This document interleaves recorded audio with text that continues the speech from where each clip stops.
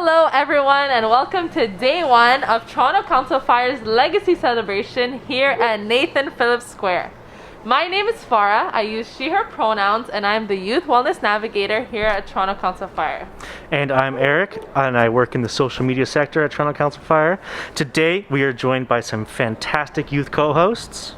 Hi, I'm Idalia Boyer and I use she, her pronouns. Hi, I'm Kiana Johnston. I also use she, her pronouns. And I'm Jaden Hardy Barty. I also use she, her pronouns. And we are the youth co-hosts for the next 2 episodes of the podcast. Firstly, we want to say thank you and welcome to all of our listeners and our incredible supporters. Without you, none of this would have been possible. For this episode of the podcast, we left the Zoom meeting, got outside, and set up a booth at Nathan Phillips Square for Toronto Council Fire's Legacy Gathering.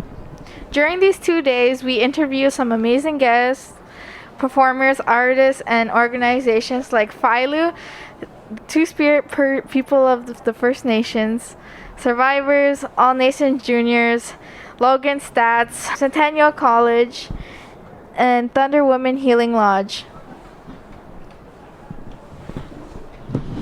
These incredible people have stopped by our podcast tent to share their ideas and concept about revillagizing and their message they wanted to leave with the community going forward. What you're about to hear are the interviews we had throughout the day, compiled in one place for your enjoyment. Thank you and enjoy. Miigwech and Mamapi! So we're here with the wickedly talented Layla Black. If you'd like, could you tell us a little about yourself? Sure. Sego, Skanagowaga, Layla Black Young Yats, Anawara ni Wagita Rodan, Ganyak Gehaga, ni Wagot Wanjoran, Oswego ni Wageno. Hello, my name's Layla Black. I am Mohawk Turtle Clan from the Six Nations of the Grand River, and I am a filmmaker, musician, creative in the community who believes in the passion of storytelling. Yeah. Amazing. I'd like to ask you, what is your role? What do you find your role to be in the community, and how do you put that through in perhaps your art, your film work, and all that? Yeah, I wear a lot of hats. Currently, I do work at the Woodland Cultural Center as the programming and marketing supervisor. So I do all of our virtual tours and programs and teaching people a lot about the history of residential schools. The film that I screened here was based on my story as a generational survivor and that reclamation process, that journey, that red road home to my Mohawk identity. So for me, my role in the community is to, lead by inspiring this journey that, you can go back to your community, you can go back to your culture, and it is a beautiful thing when you do. And so hopefully by me leading the way and facing some of these fears that we deal with as urban Indigenous people, inspiring other people to do the same. Amazing. Yeah, absolutely.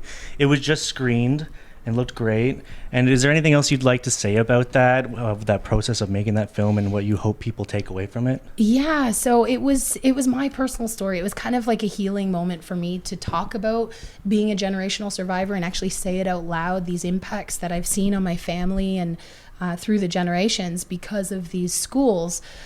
So for me, it started as just healing for myself. And then as people started to watch it and resonate with it, and they're like, man, that's the same as my story. That, I felt what you were saying. I started to see it was a healing tool for other people too. Right. Amazing. So we have our co-host here, Kiki. She's a youth in the community. She's got a couple questions she'd like to ask you as well. So our event is about revillagizing. So for us, that comes from peace, power, and righteousness before our ancestors. So what does revillagizing mean to you? Revillagizing, when I think of a village, and as I look at our Haudenosaunee culture and how the village would cohesively, support each other. And I think that that's really important, is understanding our roles and responsibilities as, as women, as men, as youth, as elders, and working together in that circle, that cycle. That our Indigenous wisdom teaches everything it's not a linear race. It's not who can get there first or the fastest, but it's how can we operate within that cycle, within that circle. And we all have a role and responsibility responsibility. So even, the animals and the trees and the plants and the water, it's all part of that village and that cycle. And when we come together and we each take responsibility for that, that's when we have that thriving community. And it's so important. We have obviously felt some disconnect in these last couple of years, especially, and feeling isolated. So it's important for us to remember that we are part of this larger community on Turtle Island, and we have to support each other, even if we are from a different nation or a different tribe. We're on this journey together. That's amazing. So if you could leave a message with the community, what would you leave with the community going forward? One of the things that I try and think of, and it's one of our stories from Six Nations, is the peacemaker's journey. And right now, there's a lot going on.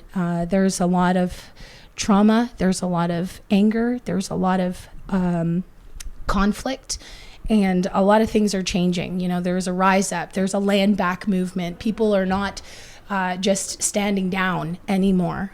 So as these heightened emotions get bigger and bigger, I try to remember, what would the peacemaker say? And, when we're leading with that anger or that blame or, fighting within ourselves, we are weakening ourselves. But when we lead with that love and we lead with that peacemaker's journey to bring us together under the white pine, to bury our hatchets, to come together in unity, that's the change. That's the shift that's going to happen. And it's happening right now. And we're seeing it in our youth. We're seeing it in our communities. And, just believe in that and push forward. Even though you might feel anger and you might feel, this trauma building up, remembering, that love will lead the way.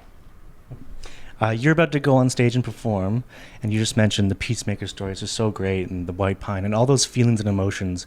Do you apply any of that into your performances, or let that flow through you? What's that creative process like? Yeah, I mean, when I'm thinking, especially with the documentary, I was talking about some of our treaties and the Haldeman Treaty, and 6 miles each side of the river, and again, it can be easy to get into that anger, and you've taken something from me, but remembering, I believe that the best way to communicate a message is to be authentic and vulnerable. And so that's kind of the message that I take is, I'm dealing with these struggles as an Indigenous woman, trying to find my way back, trying to relearn my culture that was taken from me. But it's one that is important and significant, and it's going to inspire people. So yeah, I feel like we all have that story to tell. We all have it within us, and so leading by example, telling stories, helping people. I do a lot of work with elders and documenting their stories and digitizing their content and creating videos for them and websites and fan pages and Facebook lives. And I always think, I'm like, if my grandma had like a vlog back in the day, like I would be on that every day. I would be watching so many of her lessons and stories. So now taking our knowledge that we have as this new generation of technology and being able to capture that magic, capture those stories, capture that history, so it's never lost. Yeah, I think that your message there of like not being afraid to be vulnerable is so great to like send people forward with. Definitely. And we are always so scared, right? Where it's like we have to protect ourselves, and we've been in survival mode for decades and centuries, literally. So to say open up yourself and be vulnerable is really, really hard. But I do feel like that's the way that we can all learn and relate to each other and create that empathy that needs to happen for us to heal. Yeah, how else do we get rid of that generational trauma? Right. Yeah, so thank you so much for sitting down with us. Is there any social media that you have where folks can reach out to you or listen to your music or anything like that? Yeah, you could probably just follow me on Instagram, Layla Black, or Blood and Water Film. You can check out the film and follow us there. We do a lot of screenings, and I've been screening it to high schools and creating these really awesome conversations with youth. So I'm really excited about that potential to be an educational piece and open up the dialogue.